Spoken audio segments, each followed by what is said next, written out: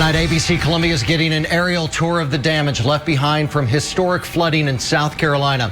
Washed out roads and flooded houses. Crews are working around the clock to stop dozens of dams still tonight from bursting. Thanks for joining us at 11. I'm Ben Hoover. And I'm Alicia Barnes. 4 days have passed since the Midlands was hit by a historic amount of rainfall. And as the floodwaters pull away, what's left are soiled objects that were once part of a home. This evening, a group of residents got the chance to see what was left what was left from the sky and get the bigger picture of why some neighborhoods were hit so hard. ABC Columbia's Grace Joyle is live from one of those neighborhoods tonight. Grace. Ben and Alicia, here on Burwell Lane, the sun set long ago, but there is no mistaking the outlines of people's objects set on their front lawns to dry. The smell of mildew fills the air here in the Cross Hill neighborhood, and there is just simply no mistaking the devastation that's felt here on the ground. Earlier, I joined a group organized by City Councilman Mo Badora to get a whole different perspective on what's happened to our city. Seeing something indescribable. These are these people's lives, literally out for everyone to see. From up above it all. Is anywhere follow Gales Creek, it's where the hard hit is. Gales Creek watershed definitely got hammered. It's a name you've been hearing quite a bit this week. I mean, I keep hearing from people, oh my gosh, when are the other dams going to break? Are they going to break?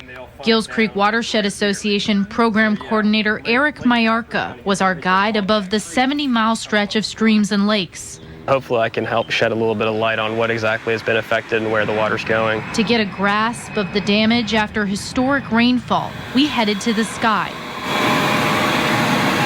The watershed is comprised of more than 200 ponds and lakes. Mayarka says about 24 large lakes usually do a good job of storing stormwater runoff.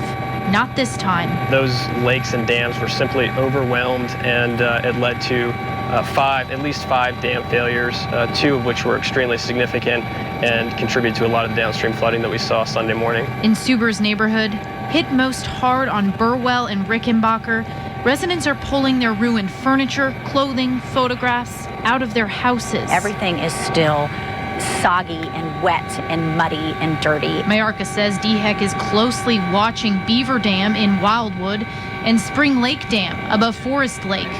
But the two that everything really hinged on. The 2 major dams that are very important for downstream flooding are the Lake Catherine Dam and the Forest Lake Dam.